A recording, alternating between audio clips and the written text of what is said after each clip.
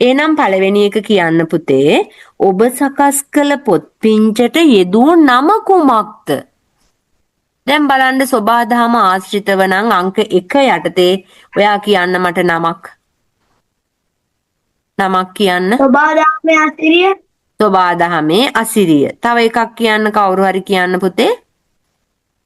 පරිසරයේ සුන්දරත්වය. අන්න හරි. තව තියෙනවා නම් තව මාතෘකා කියන්න බලන්න.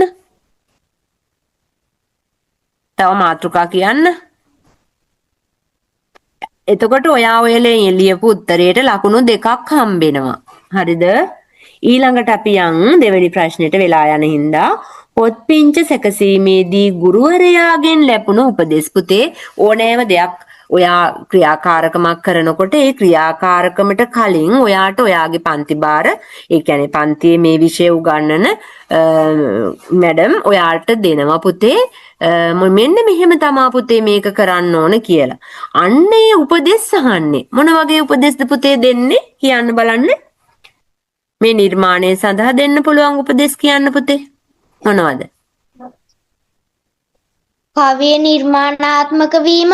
අන්න නිර්මාණාත්මකව කවිය ලියන්න ඕන. තව මොනවද දෙන්න පුළුවන්?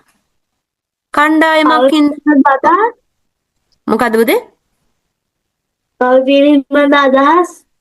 ඔව් ඒ අදහස් ගොනු කරන්න. හරි. කවි පිළිබඳ අදහස් ගොනු කරන්න. හරි. තව කවිනේ හදන්නේ. ඒ කියන්නේ අදහස් එකතු කරලා කවි හදන්න කියන එක. තව කවි ගැලපීමට උදව් වීම. අන්න ගැළපෙන කවි තෝරා ගන්න ඕන. නැතුව සෝබාදහමට කිව්වම අපිට වෙන කවි ගැන අපි අම්මා ගැන ලියන්නේ තාත්තා ගැන එහෙම කවි ලියන්න යන්නේ නැතනදී. එතනදී ලියන්නේ අපි දකින මේ වටපිටාවේ තියෙන සුන්දරත්වය. එතකොට ඔයාට මැඩම් කියනවා අදාළ මාතෘකාව යටතේ කවි ගොනු කරන්න කියනවා. තව හොඳයි ඒ කරුණ හොඳයි. තව එකක් කියන්න බලන්න. උක්තාක්‍යාත නිවැරදිව තිබීම. උක්තාක්‍යාත කියපුවාම පුතේ කවිවලදී නම් අර ටිකක් අපිට වෙනස් වෙනවා. අපි මෙතනදී කියමු නිවැරදි ලෙස වචන ගැලපීම කියලා. නේද? නිවැරදි ලෙස වචන ගැලපීම. නේද? හරි. ඊට පස්සේ තව කියන්න පුතේ. නිවැරදි තොරතුරු ලියන්න. නිවැරදිව නේද? ඒ කරුණු ලියන ඒවා නිවැරදිව ලියන්න කියන වගේ ඒවාද එන්න පුළුවන්. එහෙනම් ඒ ටික ලියා ගන්න. ඊළඟට අපි යම් පුතේ තුන්වෙනි ප්‍රශ්නෙට තේරෙන්නේ නැත්නම් අහන්න පුතේ. තුන්වෙනි ප්‍රශ්නෙට යන් පොත් පිංච සැකසීමේදී මත වූ ගැටලු දෙකක්. ඔන්න ගැටලු දෙක නෙමේ ගැටලු ගොඩක් එනවා පුතේ මේ පොතක් නිර්මාණය කරද්දී ඔයාලා කරනවමනේ අනිවාර්යෙන් පන්තියේදී. මොනවද එන ගැටලු එන්න පුළුවන් ගැටලු මොනවද? වචන අතපසු වීම. අන්න වචන අතපසු වෙන්න පුළුවන්. තව එතකොට ඒ කවිය ටිකක් වෙනස් වෙනවා නේද? අර්ථය වෙනස් වෙනවා වචන මග ඇරුණොත්. තව මොනවද වෙන්න පුළුවන්? කියන්න බලන්න. දැන් ඔයාට දෙන කාලේ මදි වෙන්නේ. එහෙම වෙන්නේ නැද්ද? මදි වෙන්න බැයිද? ලබා දුන් කාලය කළමනාකරණය කරගන්න බැරි වෙන්න පුළුවන්. එහෙනවද පුතේ මාව? එහෙනව නේද? ඔව් ටීචර්. ඔව්. ඒකත් ලියා ගන්න කාලය කළමනාකරණය කරගත නොහැකි වීම. කාලය කළමනාකරණය කරගත කාලය කළමනාකරණය කරගත නොහැකි වීම. ඕවා එක යට එක ලියන්න ඕන පුතේ. මට පෙන්වන්න පුතේ යනුල්යාගේ පොත. ඔහොමම පොත මට පෙන්වන්න පුතේ. පෙන්වන්න මට පේනවා. අන්න රයිට්. ඔය තියෙන්නේ. ඔය තියෙන්නේ.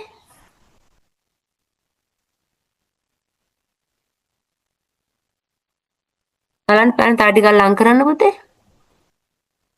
අන්න පරිසරයේ සුන්දරත්වය හරි පුතේ ඔය ලස්සනට ඔයා ලියලා තියෙන්නේ.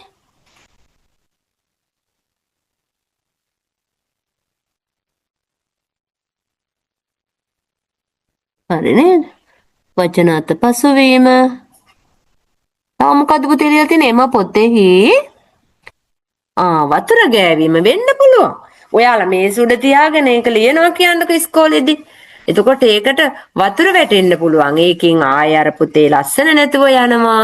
නේද? ආය සමහර විට ලියන්න පුළුවන්. අන්න ෂෝක් එක. එහෙනම් වැඩක් කරනකොට පුතේ අපි පන්තියේදී වැඩක් කරනකොට ඉස්සෙල්ලා වතුර බෝතල් එහෙම අයින් කරලා තමයි මේක පන්තියේ කණ්ඩායම් ක්‍රියාවන්නේ. ඩිස්ට්‍රික්ට් එකට එකතු කරගෙන වතුර බෝතල් අයින් කරලා එහෙම තමයි තියෙන්න ඕන. හොඳයි පුතේ. ඊළඟ ඔහොම තියාගෙන ඉන්න මම උත්තර ටික බලනකම්. ඊළඟ එක බලන්න පොත් පිංච සැකසීමේදී මතුණු ගැටලුනේ. ඊට පස්සේ තව මොනවද ඔයා ලියලා තියෙන්නේ? කාලය කළමනාකරණය කරගන්න බෑ වචන අතපසුවීම.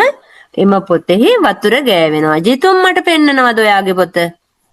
ජිතුම් පෙන්නන්න ලියපු ටික? පෙන්නන්න. හරි පුතේ. ජිතුම් පෙන්නන්න ලියපු ටික.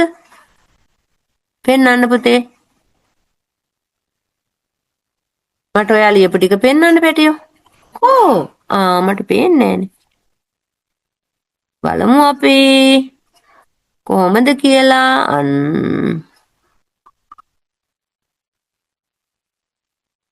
වචන අතහැරීම, කාල කළමනාකරණය කරගත්තේ නොහැකි වීම. හරි. ඒ වගේ ඒවා. හරි නේද? හරි. ඊට පස්සේ පුතේ යන් අපි ඊළඟ ප්‍රශ්නෙට. දැන් අම්මත් ඇති ගෙදර. හරිද? දැන් බලමු වැඩ කරලාද නැද්ද කියලා. දැන් අම්මට තමයි ලකුණු දාන්න දෙන්නේ මම. හරිද? දැන් එතකොට ඒකට ලකුණු එනවා පුතේ 4ක්. ඔයා ඉස්සරහින් ලකුණු 4යි කියලා දාගන්න ඕන. කරුණු දෙකක් තිබුණොත් ලකුණු 4. මං අපව බලනවා දැන් මේ විභාගයට කලින් නම් බැරි වෙයි පුතේ බලන්න අපිට. ඊළඟට බලන්න පුතේ මේක. පොත් පිංච සෑදීම සඳහා ඔබ යොදාගත් ද්‍රව්‍යයන් දෙකක් කියන්න බලන්න මට. ඔයා යොදාගත්ත ද්‍රව්‍ය දෙකක්. පෑන කොළ. පෑන් කොළ එච්චරමද? තව මොනවද? දැන් පුතක් හදනකොට හිතන්නකෝ තව මොනවද? පෑන කොළ කිව්වට වැඩිය අපි දැන් විභාගෙදි ටිකක් ලස්සනට උත්තරේ ලියන්න ඕන. කොහොමද ලියන්නේ? මොනවද අපි ගන්නෙ? මොනවද ගන්නෙ අපි? අලංකාර චිත්‍ර. හරි. තව අපි ලියනවා නේද half sheet නැත්තම් පාට A4 කොළ අපි ගන්නවනේ. ඊට පස්සේ පොත ගැට ගහන්න අපි ලස්සන නූලක් භාවිතා කරන්න පුළුවන් අවසානෙට. ඊට පස්සේ අර ඔයාලා අර තරු කාඩ් එහෙම නේද? හරි ආසයිනේ ළමයි. දැන් නම් තරු නෙමේ ලස්සන පින්තූර. දැන් ඔයාලා දැක්කද අර මගේ 7 වසරේ මට පෙන්වන්න බැරි වුණා 7 වසරේ ඒ අක්කලා අර ලස්සනට හදලා තිබුණේ බිත්ති පුවත්පත නේද? බිත්ති පුවත්පතේ අන්න ඒ කියලා අලවලා තිබුණා ලස්සනට මල් එහෙම. ඒ වගේ අපිට චූටි පොතේ ප්‍රමාණයට අපිට චූටි පින්තූර අලවන්න පුළුවන්කම තියෙනවා. එහෙනම් ගම් බෝතලයක් ඕන, half sheet ඕන. කියන්න මට ලියපුවා මම දැන් බලනවා. half sheet ඕන. පෑන් පැන්සල් ඒ දේවල් ඕන වෙනවා. උපකරණ අපිට ඒවා භාවිතා කරන්න පුළුවන්. හරි නේද? ඊළඟට යන් අපි 5 වෙනි ප්‍රශ්නෙට පුතේ ඒකටත් ලකුණු 4යි. ඊට පස්සේ ඊළඟ එක පොත් පිංච සෑදීමෙන් පසු ඔබ තුල වර්ධනය වූ දක්ෂතා. වර්ධනය වෙනවා කියන්නේ පුතේ වැඩි දියුණු වෙනවා. ඔයා තුල තියෙනවනේ පුතේ දක්ෂතා ළමෙක් විදියට ඔයාගේ ගොඩක් දක්ෂතා තියෙනවා. හරිද? ඒ දක්ෂතා ගත්තහම ඔයා තුල මේවා වර්ධනය වෙන්න ඕන, වැඩි දියුණු වෙන්න ඕන. මොනවද ඒ වගේ දක්ෂතා කියන්න මට? සිතීමේ හැකියාව. අන්න රයිට්. හිතන්න පුළුවන් හැකියාව වැඩි වෙනවා. තව කවි නිර්මාණය කිරීමේ දක්ෂතාව. කවි නිර්මාණය කරන්න දක්ෂයෙක් බවට ඔයාපත් වෙනවා. ඊට පස්සේ දැන් ඔයාට පුළුවන් පුතේ කියන්නේ. හරි කියන්නේ. කණ්ඩායම් හැඟීමෙන් වැඩ කරගත හැකි වීම. කණ්ඩායම් හැඟීමෙන් වැඩ කරන්න පුළුවන්. හරි. තව එකක්. අපි කොච්චර හිටියත් වැඩක් නැහැ නේ පුතේ කණ්ඩායමක් විදියට අයත් එක්ක වැඩ කරගන්න බැයි නේද? තව දැන් කවිවල තියෙනව නේද පුතේ කවිවල උපක්‍රම කවි රසවත් කරගන්න ඒවා. රසවත් පද යොදන්න පුළුවන්. ශබ්ද රස වගේ දේවල්, අනුප්‍රාස රස වගේ, අර එක වගේ එක ළඟ එක වගේ වචන දාන්න පුළුවන්. එකම අකුරින් අවසන් කරන්න පුළුවන්. නේද? එලි සමය ඒ වගේ ඒවා අපි භාවිතා කරනවනේ. එහෙනම් කවි ගැන අවබෝධිකුත් එනවා. එතකොට ওই විදියට පුතේ එතන ලකුණු 4ක් ඔයාට කරුණු 4ට එනවා. දැන් ලියලා තිබ්බ ඒවා හොඳයි මම බැලුවා. එතකොට ඒවල ඔයාලා එක යට එක පිළිවෙලට ලස්සනට ලියලා තිබුණා. එහෙම වුණොත් ඕකට හම්බෙන ලකුණු ගාන ඔයා දන්නව නේද? දන්නවද ලකුණු ගාන? ලකුණු කීයද? 16යි. 16යි. දැන් 16න් කීයක් ඔයාට ආවද? දැන් අම්මලා ඉන්නවා නම් පොත් අරගන්න ඕන. අම්මා ලකුණ බලන්න. දැන් මම දැක්ක ඔයාලගේ අම්මලා කවනවා පොවනවා. බලන්නකෝ කීයද කියලා ලකුණු. ඔයා දැන් මට කියන්න ඕනේ ලකුණ දාලා මට හිමීට WhatsApp එකට ඒක එවන්නකෝ. මම එතකොට අඩුපාඩු ටික ඔයාට කියන්නම්. ඊට පස්සේ තියෙන්නේ කුඩා සතුන්ගෙන් උගත හැකි පාඩම් වගේ මාතෘකාවක් ගන්න පුළුවන් අපිට රචනාවක් යටතේ.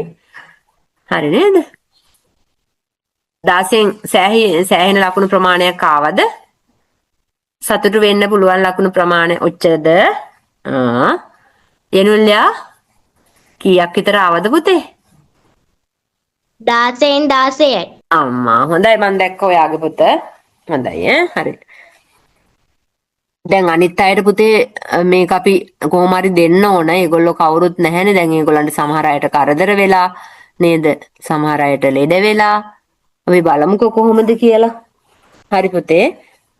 මොකද දැන් ලබන සතිය ඕගොල්ලන්ට 15 වෙනිදා විභාගෙ තියෙනවනේ. ඒකයි මම මේක මේ ඉක්මනින් කරේ. මට දැන් ගොඩක් වැඩක් තියෙනවා. නමුත් ඔයාලා වෙනුවෙන් පුතේ මේක කරන්න එකයි මේකේ ප්‍රයෝජන ගන්න ඉන්න අය. හරිද? ඊළඟට මම ගන්නවා පුතේ ඔන්න මාතෘකාවක් අරන් වචන දැන් අපිට නම් 150 නෙමෙයි ඊට වැඩිය රචනාවක් ලියන හැටි මම ඔයාට කියලා දීලා තියෙනවා. කාට හරි රචනාව ලියන එක ගැන ගැටලුවක් තියෙනවද? තියෙනවද පුතේ? නෑ. නැහැ.